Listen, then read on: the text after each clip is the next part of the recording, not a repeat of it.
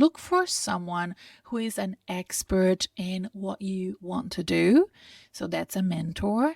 And look for someone who is an expert in career design, job search, and recruitment. That's a career coach. So those are two different things. Sometimes you find a great mentor, and this person may be great to give you tips and advice and connect you, even advocate for you, champion you for the roles, but that person can't necessarily get you a job.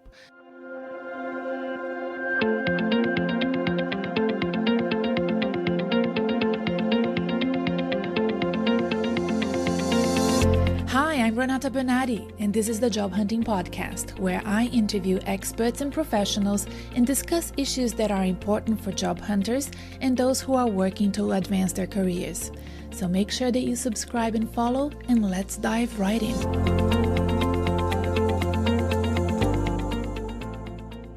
Hello, everyone. Welcome to another episode of the Job Hunting Podcast. This is the second episode that I'm recording in 2023. Oh my gosh, it's so nice and sunny outside. I live in Australia. I'm in Melbourne, and it's summer here, and it's been just the most amazing few days, to be honest, down under. So if you haven't been to Australia yet, always coming summer, unless you like skiing. Otherwise, coming summer. I live by the water and I love being here. So it's a pleasure also to be with you recording this episode. Last week, if you've listened to 169, I discussed 7 tips for job hunters. I looked at the questions that have been floating around in my inbox. I took some weeks off and I saw some questions in my inbox. I also know that these questions come again and again, and especially for those that are starting their job search and they're doing it alone. So if you're doing it alone, you may find that these questions are top of mind for you, or they will be as you progress in the job search. So have a look at that episode. It's 169. And then today I want to talk to you about job change or career change, because I'm recording this at the beginning of the year in 2023. It's January, and a lot of people make New Year's resolution, or they use the new year to reset. If you're listening to this in the future, you could be listening months from now or years from now. These things never really change. They're very classic in terms of career issues that people and professionals face from time to time. So, it's always a good time to check if it's time for you to reflect on what you really want. Do you want a job change, or do you want a career change? I've been a career coach for a few years now, 3 years full time, but since 2016, I've been coaching as a side hustle. And there are always lots of surveys, HR surveys done by reputable organizations like Gartner or Culture Amp. I'll put some links below for you to have a look at the episode show notes. And they show that employees are always seeking new work-life balance and better jobs. And, top 3 reasons why people want to move jobs or change careers. These are things that are always stuff that I read. But of course, the pandemic has really shifted people's mindset, shifted their ambitions and what they're seeking for in the future. The pandemic and the lockdowns created this massive change and pivot, like a big milestone in professionals' careers and workplaces. We're still seeing employers really fighting hard to get people back in the office. The Walt Disney CEO telling people by March they need to be in the office. And of course, Elon Musk has been very vocal about this as well. And everywhere, we're trying to reimagine how the workplace will look like and how we're going to work together remotely and face-to-face in the future. The pandemic has accelerated a change that had been dragging on for years, and now we can see that there are changes that are here to stay because professionals have been very much affected by what the pandemic has done to their ambitions. So the thing about New Year's resolution in January is usually we think about, making job changes, making career changes, and then we don't follow through. In his book, Do the Work, Steven Pressfield describes the biggest enemies to change being resistance, rational thought, and family. And I thought this was really funny. So if you think about resistance, he's talking about fear, self-doubt, procrastination, addiction, distraction, timidity, shyness, ego and narcissism, self-loathing, perfectionism, and so on. So the resistance that you create for yourself, not barriers of entry that you find outside. And those barriers of entries, it's funny how he describes that as rational thoughts, you overthinking and rationalizing, or having these voices in your head creating and amplifying your resistance, and then friends and family coming to you and saying, but why do you want to change? I mean, I've done this to my own kids, especially the oldest one, like, why would you like to change? You have such a good job. So we do this because we are risk averse and we don't want to, lose the friend or the family that we have if they want to move, if they want to change too much. And we fear for what that will do to the relationship we have with them. It's a lovely little book. I'll put the link in the show notes if you want to check it out. But, this resistance tends to come at the end of January and then stick around for the rest of the year, and you procrastinate and you don't end up following up on your own ideas about what you want to do with your career. So today, let's look at how we can devise some strategies to help you decide what the next steps are for your career, for your job progression, and we're going to discuss those. Look, there are several other episodes in this podcast that I can refer you to as well to continue to build your understanding of career design and career development, to support you take more control over the outcomes and build yourself towards your future, your preferred future for your career. But the best thing to do is to make sure that you're following this podcast and that you've signed up for my newsletter, because I send a newsletter every week, usually on a Tuesday morning, Melbourne time, which is Monday evening or afternoon if you're in the UK or the US. But it is a great way to keep connected. And if your career is important to you, then I'd love to be connected with you. You can do that by following this podcast wherever you found this. It could have been Spotify, it could have been iTunes or Audible or YouTube. But, signing up for my newsletter, I will send you so much good content, and that will be a once a week newsletter. From time to time, if I'm launching my group coaching program, I send more emails. You can unsubscribe whenever you wish, but I hope you don't, because I really would love to be connected with you if you're interested in making sure your career is always top of mind for you. Okay, so what are the strategies that I have decided to discuss with you in this episode? Number one, I'd like you to think, and then I'd like you to take it a step further and write down what you really want in a job. Okay? You need to earn a living. You need to have a job. If you're not going to win the lottery, then the next best thing is to earn a living. Now, I make some assumptions about my listenership, and if you are listening to this podcast, I consider you to be someone who is in a privileged position.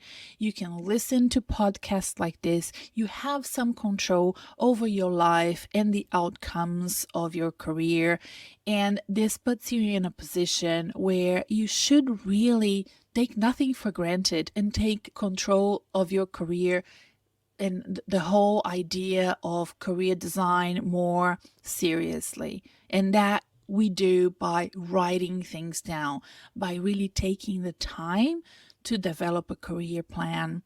And that starts from knowing what you really want in a job. And our brains are not very good to just have words and ideas floating around it all the time. You want to download it on paper in order for your brain to rest from all of that thinking, all of that procrastination, all of those waking up in the middle of the night to think about stuff like this. So download everything to keep your brain fresh and creative and not so stressed. And the thing about what Steven Pressfield discussed in his book, Do the Work, that I mentioned before, is that the resistance comes, to do things like this, to take those next steps, to take the steps that require a little bit of work, because the resistance comes for us when we are trying to activate things that are long term, that take a long time for us to reach. This could be something to do with our health. It can be something to do with our career plans. If it doesn't have an immediate gratification, job hunting doesn't have that. Career plan doesn't have that.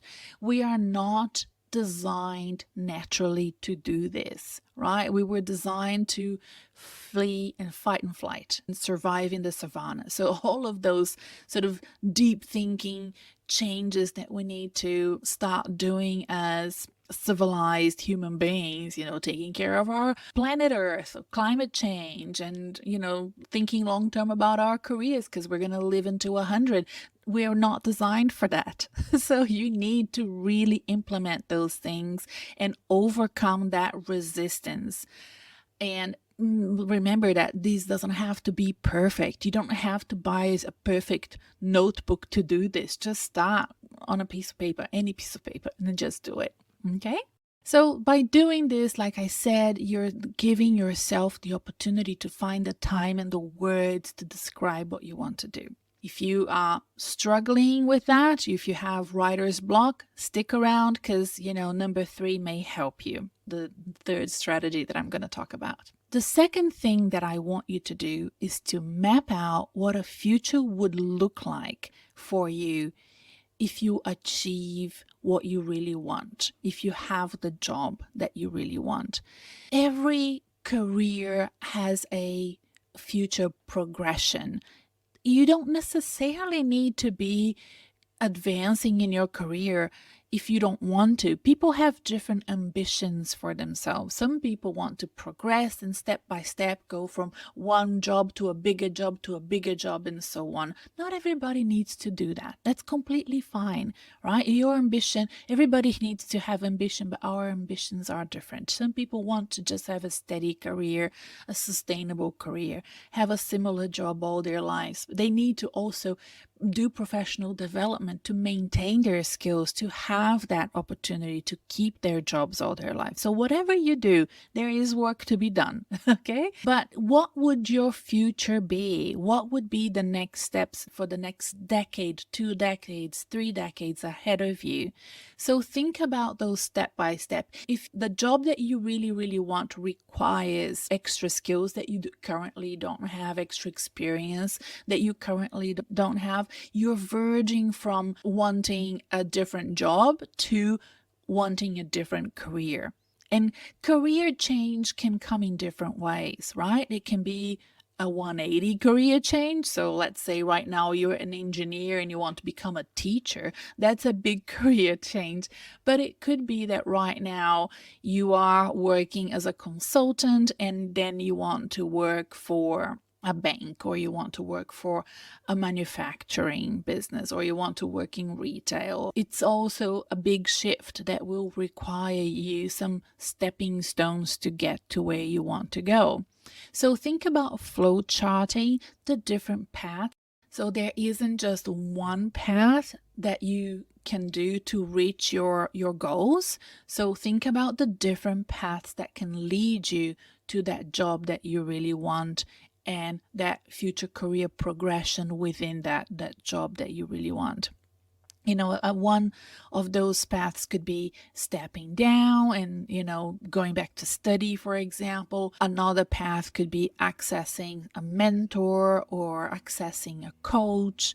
So think about the different ways that you can get to where you want to be and flow chart it as part of your homework and strategies for you to activate your career advancement. I teach these things inside Job Hunting Made Simple, which is my group coaching program. And of course, I teach that to my private clients as well. But specifically, the Job Hunting Made Simple program is a roadmap that is tried and tested and successful, and it has been designed really with that ownership and control of your future career in mind. So that's how I explain the importance of doing something like Job Hunting Made Simple at some stage in your career, because it will give you all the tools that you will use not only during that 7 weeks that we're doing the program together, but anytime. Once you learn those skills and you have access to the program for life, you can go back to it at any time and do that. And I always recommend people, when they start their personal portfolio with me during the Job Hunting Made Simple 7 weeks, that then they review that from time to time, because things change. A pandemic, for example, is a good example of something that can cause a massive shift in people's ambitions and future goals. You might want to go back to that personal portfolio that you developed and review it and see, okay, what's really resonating with me now in this stage of my career, and how am I going to activate those wishes and that new goal. Okay, so that was number 2. Map out the future for you in that sort of job that you really want to do, so that you can continue to have a sustainable career within that job that you really, really want, or that career that you really, really want. Now, the third strategy can help you if you get really stuck. If you get stuck and you're thinking, sometimes clients come to me and say, oh my gosh, I don't know. I have no clue. I am so lost. I couldn't write anything. I have writer's block. Or if you wrote a lot and you have lots of big dreams and ambitions, and you might also need to do this next step, which is research. Because even if you have a good understanding and a good idea, it's important for us to validate those ideas by doing our research. Sometimes we over romanticize how things are going to be and how easy it will be. Sometimes we're overconfident about our ability to achieve a certain job or career step. And by doing the research and gathering intelligence from other people especially, it's important for us to really validate those goals and sort of milestones and little steps for us to get there. And if you don't know where to begin, again, talking to people and doing these other things that I'm going to talk next can also help you sort of open up your horizons and think, all right, I hadn't thought about this opportunity or that opportunity or this career, and it will open up a lot of interesting ideas and doors for you to consider. So expose yourself to different people, to different professionals, to different coaches, and read, watch documentaries. Some people tell me, look, I don't have that many people that I know. I'm an introvert. There's no excuse, especially these days. We have internet and, we've always had books, and we've always have these sort of amazing encyclopedias that can provide so much information. But I would really encourage people to overcome their resistance of timidity and shyness to get out there and ask people questions. So especially at the beginning, I don't feel like you need to have a pitch ready, and be careful with perfectionism and to feel like, oh, I'm going to go out there and talk to people when I'm ready. That's actually counterintuitive, and it doesn't help you much, because what you want is to go out there and learn. Right? You're going to go out there and test out your ideas. Ask people questions. I've been thinking about doing this. What do you think? If you were in my shoes, what would you do? What would you do differently if you could start again? Those questions that, are mentoring questions that allow people to open up with you and give you advice and tell you, what they think is going to happen next in their profession. What is the next big thing coming up in your profession? What's the future for you in the profession that you do? So all of these great questions you can just ask and then sit and listen. Especially if you're shy, this is a great way of developing a network and talking to other professionals, right? So do this research. It's so great. Come back, get that notebook or that piece of paper, write things down. I loved doing this when I was working as a corporate professional. I would always come back and write copious notes of everything that people had told me.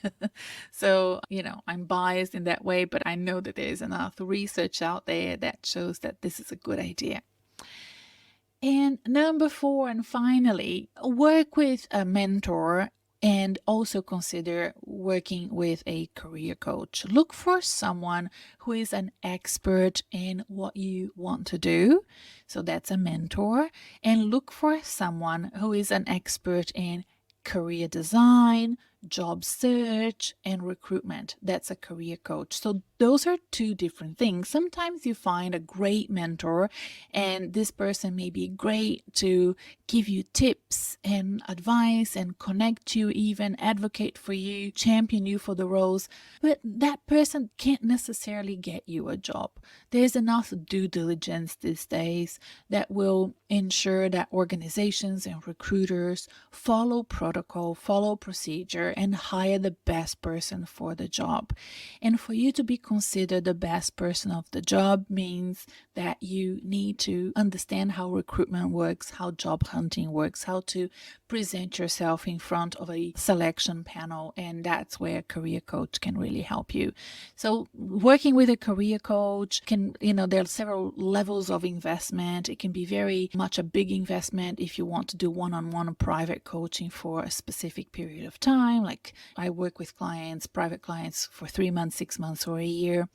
But it could also be that you just book a consultation and you come very well prepared with lots of great questions, and you get as much information as you can in that 1 hour. You can book a consultation every time you have a big important milestone, let's say prep for an interview or review an important job application. So there are different levels of investment in working with career coaches like me. And of course, the group coaching program is a great way of accessing a career coach for, in my case, 7 weeks with the Job Hunting Made Simple. It helps you by working with a person that is tried and tested and successful at helping others. So make sure that whoever you decide to work with comes well recommended. That person, you know someone that has worked with them before and you trust them. In my case, I use this podcast to kind of give people an idea of who I am and what I do. And I hope that, that can convince some people to become clients of mine. And that's usually what happens. People listen to the podcast for a few weeks or sometimes even just only once. And then they reach out and start working with me. And that's fantastic. It's important to work with somebody that will build you a safe plan for you to follow that eliminates as many risks as possible, that bypasses the steep learning curve of the recruitment process or the career transition that you're doing. This usually means, you're going to invest in career coaching, but also if that speeds up the process for you in accessing a great job in the future, then that's probably worth your investment. So think about the risk versus the advantage of working with somebody. And this person can help you understand your talents, your strengths, and how to transfer the skills that you have already gained through your current work experience into this new profession, into this new career or new job. It will save you time and money and build that accountability because you have invested in this career coach, and this person will know which buttons to push to make sure that you're moving towards your goals and not being distracted by all the sort of bright lights along the way in the job hunting process. It can be very overwhelming, and working with somebody who is experienced in this can help you focus and be sharp and ready for what can be a very intense time for you. So if you're interested to know more about my services, go to my website, renatabernarde.com. And, there are several other episodes of the Job Hunting podcast that can help you. And they have different categories. So if you're more interested in job hunting, or if you are in the job interview stage, or if you're worried about your well-being, so many people want to change jobs or careers because of stress and mental health issues. Even during the pandemic, I have a category for well-being. So look for those different categories and find other episodes that can help you. And make sure you join and follow the podcast wherever you have found this. And I look forward to seeing and talking to you again next time. Bye for now. See you at the next episode. Bye.